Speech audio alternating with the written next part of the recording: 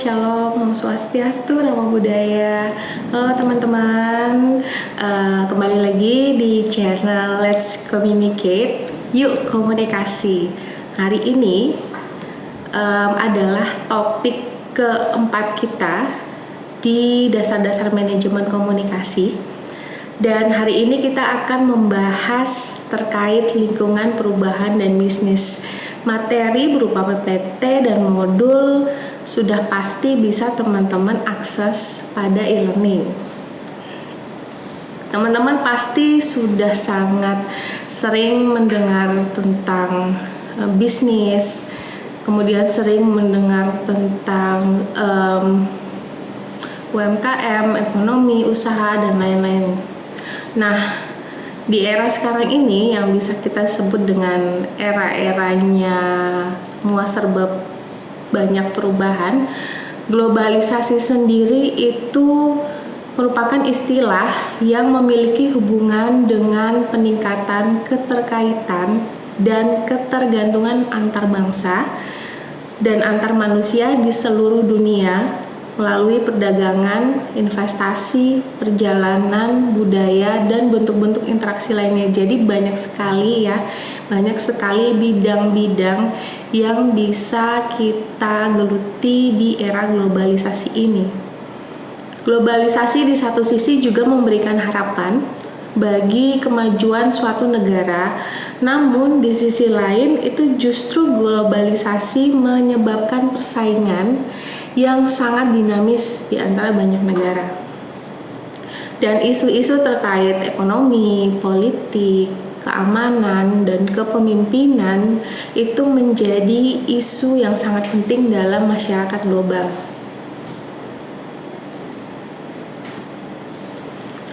Lalu terkait dengan fenomena-fenomena yang terjadi di dalam era globalisasi. Yang pertama itu ada ruang dan waktu yang tanpa sekat, dalam artian semua tidak ada batasan ya, menyebabkan ruang dan waktu itu tidak terbatas. Jadi kita mudah untuk bepergian dari satu tempat ke tempat lainnya. Nah, teman-teman, sekarang transportasi itu jenisnya sangat banyak ya, yang darat, ada yang laut, ada yang udara. Teman-teman bisa membeli tiket dengan aplikasi-aplikasi yang memudahkan teman-teman untuk membeli tiket, mana yang harganya lebih murah, mana yang banyak diskonnya. Kemudian teman-teman bisa memilih transportasi yang nyaman menurut teman-teman. Nah, fenomena tersebut itu bagian dari globalisasi. Kemudian yang kedua ada revolusi teknologi dan informasi. Perangkat teknologi dan informasi itu sudah bukan lagi disebut berubah, namun lebih tepatnya berevolusi. Setiap organisasi bisnis itu organisasi bisnis, teknologi dan informasi ya, itu bekerja tanpa henti. Jadi mereka terus melakukan inovasi, berevolusi.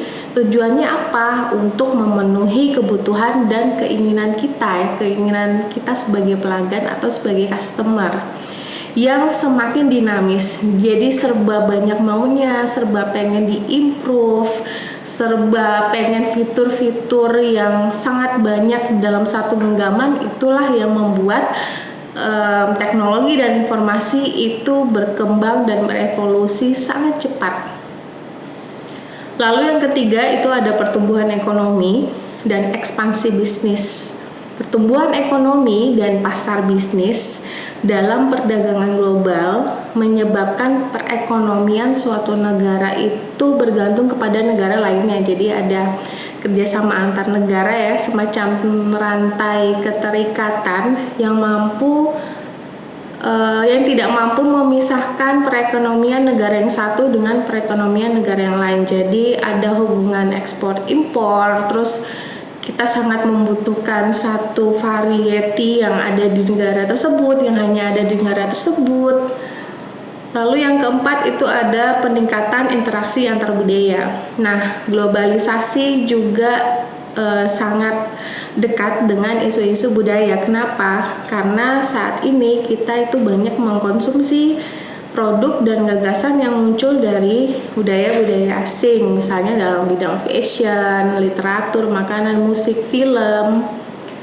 Yang terakhir adalah meningkatkan masalah bersama. Nah, globalisasi itu juga mendorong meningkatkan jumlah masalah yang berkaitan di bidang lingkungan hidup, keamanan, kerusakan lingkungan, punahnya ekosistem, dan juga banyak masalah lain yang masih berhubungan. Jadi ada advantage-nya, ada disadvantage-nya ya. Ada keuntungannya, ada juga kerusakan-kerusakan atau masalah-masalah yang ditimbulkan di dalam globalisasi. Lalu kita akan membahas satu persatu. Yang pertama ada globalisasi perekonomian. Nah, globalisasi perekonomian ini dia termasuk dalam proses kegiatan pertukaran bisnis dan perdagangan dunia yang sangat sistematis, di mana batasan ekonomi suatu negara itu menjadi bias karena perekonomian suatu negara dipengaruhi oleh perekonomian negara lainnya, seperti yang saya sebutkan tadi, bahwa membuka peluang pasar produk dari dalam negeri ke pasar internasional secara kompetitif. Namun di sisi lainnya membuka peluang masuknya produk-produk global dengan merek dan distribusi yang kuat ke dalam pasar domestik suatu negara. Jadi kita sering melihat barang-barang branded yang sudah masuk ke Indonesia ya. Nah, itu juga dipengaruhi oleh globalisasi perekonomian. Di globalisasi perekonomian itu teman-teman bisa lihat ada 6 indikator. Yang pertama ada produksi, pembiayaan, sumber daya manusia, riset dan pengembangan, jaringan informasi dan bisnis, dan perdagangan. Untuk definisi dan deskripsinya masing-masing, teman-teman bisa membaca di dalam modul.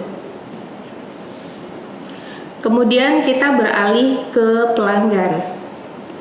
Kenapa kita beralih atau kita harus membahas pelanggan? Karena pelanggan itu termasuk salah satu aset yang sangat penting, karena nggak ada satupun organisasi bisnis yang mampu bertahan hidup dan ditinggalkan oleh pelanggannya.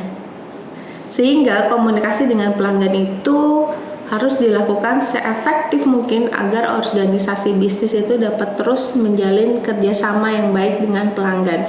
Jadi bisa dibilang pelanggan itu salah satu stakeholder atau pemangku kepentingan yang sangat penting ya. Itu stakeholder eksternal yang sangat penting untuk organisasi.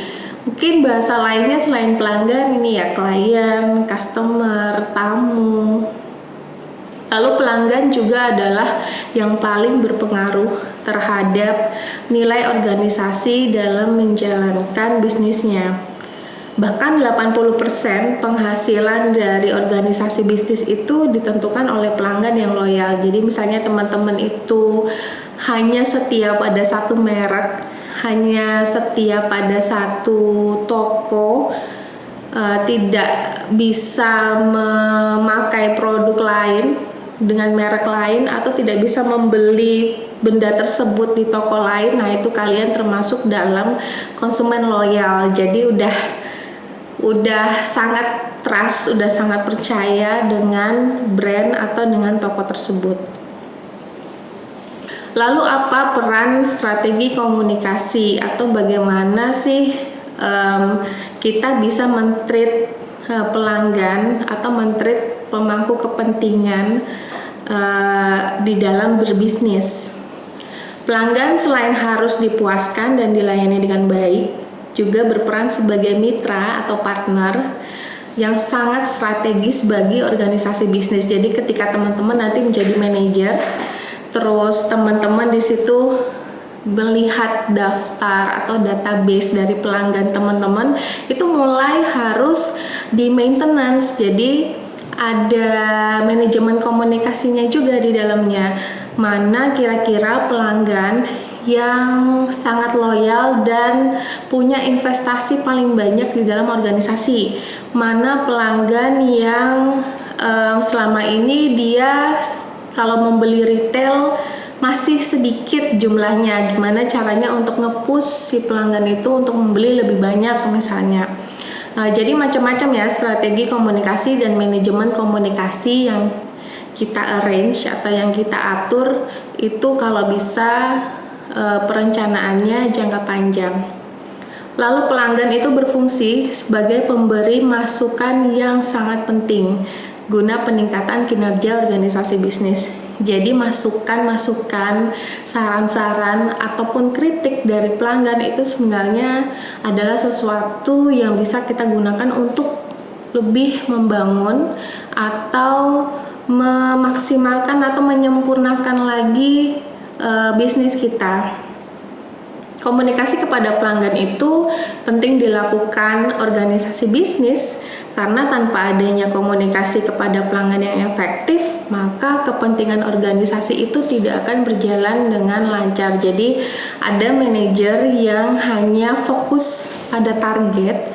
Jadi ketika timnya sudah berhasil mendapatkan target, si manajer itu tidak berusaha untuk melakukan komunikasi yang baik kepada konsumennya, kepada tamunya, kepada pelanggannya, dan akhirnya tidak tercipta kesan yang baik dari pelanggan terhadap si organisasi itu gitu. Kalau misalnya manajer kurang perhatian seperti itu, ya bisa jadi pelanggannya cepat berpindah ke lain hati ya, atau bahkan yang nggak akan melakukan pembelian berulang seperti itu.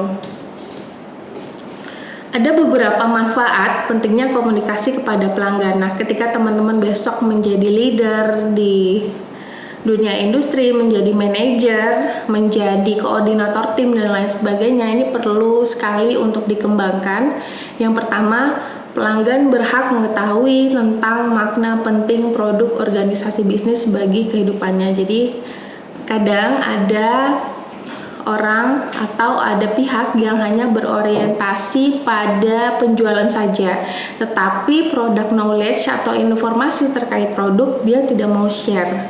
Nah, itu perlu dipertanyakan dan itu bukan satu bentuk komunikasi kepada pelanggan yang baik ya.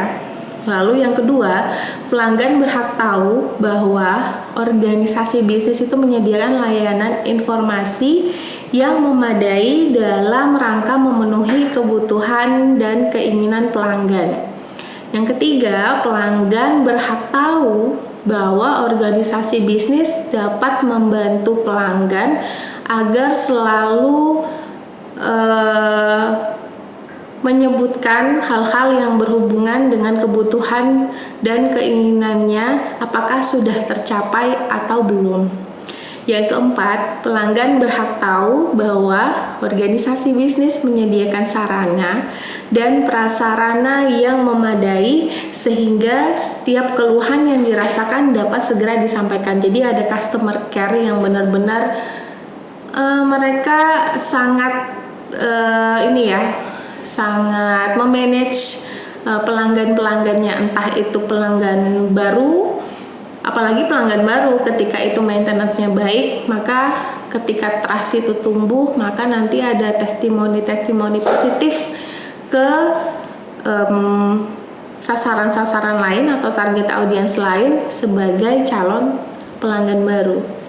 Lalu yang kelima, pelanggan berhak mendapatkan pelayanan yang terbaik dengan waktu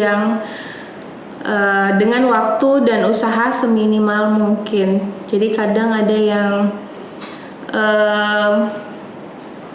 customer service-nya jutek atau customer service-nya itu ditanya hanya menjawab sepatah dua kata gitu. Nah, itu adalah pelayanan yang sangat buruk. Ketika kita merasa diri kita sebagai stakeholder di situ tapi diperlakukan seperti itu, pasti kesan yang kita dapat sudah sangat negatif dan untuk melanjutkan transaksi ya mungkin akan kita pikir dua kali gitu. Jadi jangan pernah meremehkan bagaimana kita men-treat pelanggan, tamu, konsumen, dan stakeholder lainnya. Lalu apalagi sih yang di dalam manajemen komunikasi atau seorang manajer harapkan dari komunikasinya kepada pelanggan, yaitu adalah kepuasan pelanggan. Kepuasan pelanggan itu merupakan salah satu tujuan utama mengapa bisnis itu ada dan hadir di tengah-tengah kehidupan pelanggan. Jadi kalau misalnya kita melayani tapi pada akhirnya pelanggan itu tidak puas atau konsumen itu tidak puas, dia pasti akan melakukan word of mouth ya kepada temannya, kepada koleganya bahwa jangan belanja di situ atau jangan beli di situ, jangan transaksi di situ dan lain sebagainya. Nah, itu membawa dampak buruk atau dampak negatif terhadap organisasi bisnis yang kita punya. Lalu peningkatan kepuasan pelanggan itu berpotensi mengarah kepada pertumbuhan bisnis jangka pendek dan juga jangka panjang.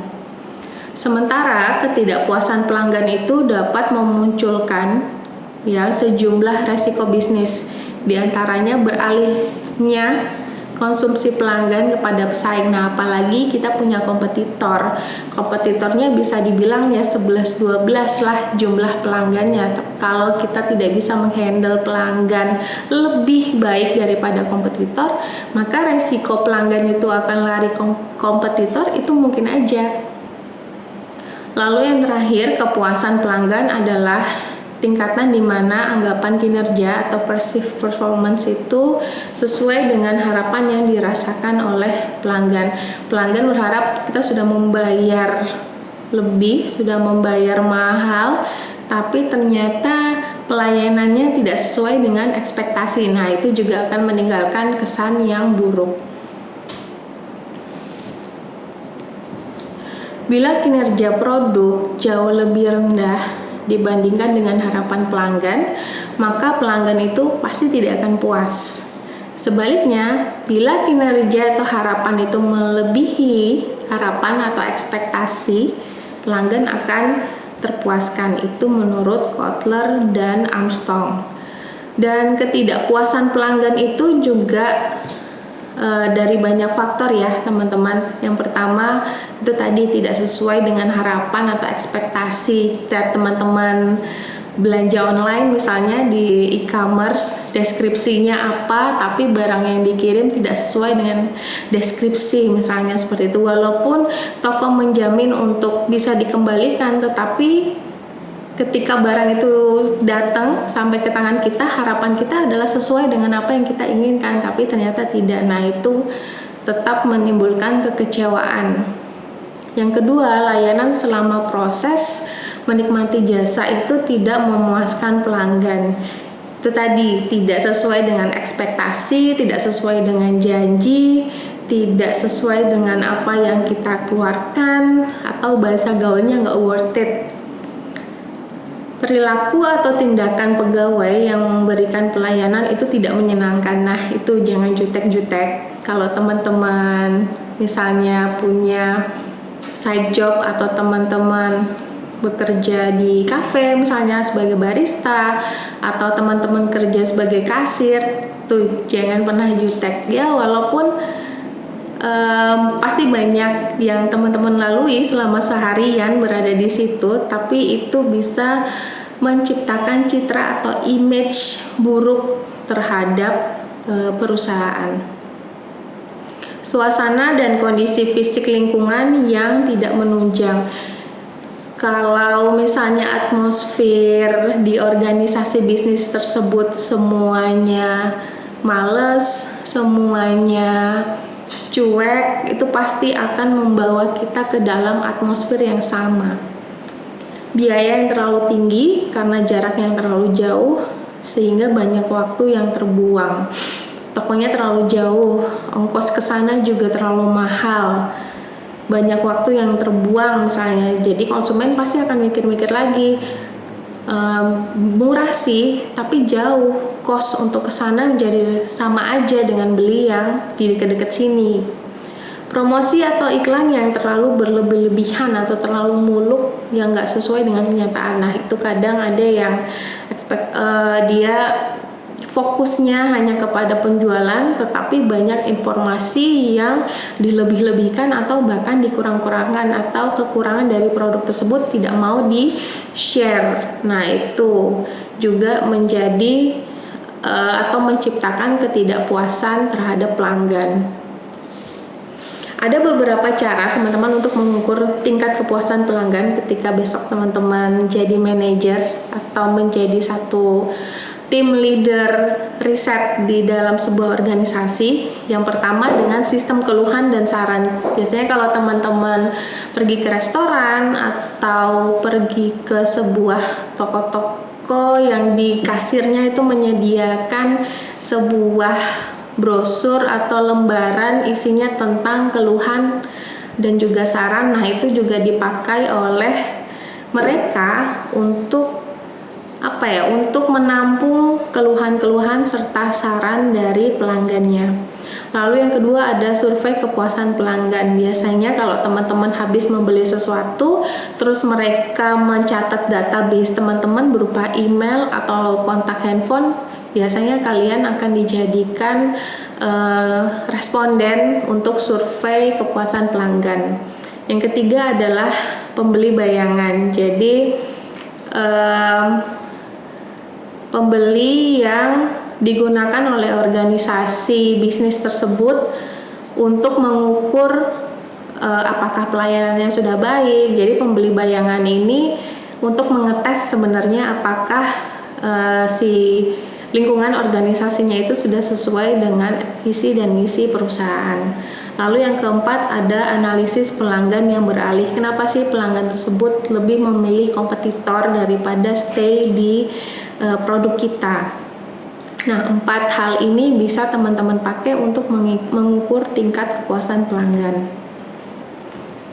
Untuk materi keempat ini saya rasa cukup, teman-teman bisa membaca lebih jauh lagi di modul, dan jangan lupa tuliskan pertanyaan teman-teman di forum e-learning. Nanti akan saya jawab dan akan kita bahas di pertemuan video conference berikutnya. Terima kasih teman-teman. Tetap sehat, tetap semangat. Sampai jumpa di pertemuan selanjutnya. Assalamualaikum.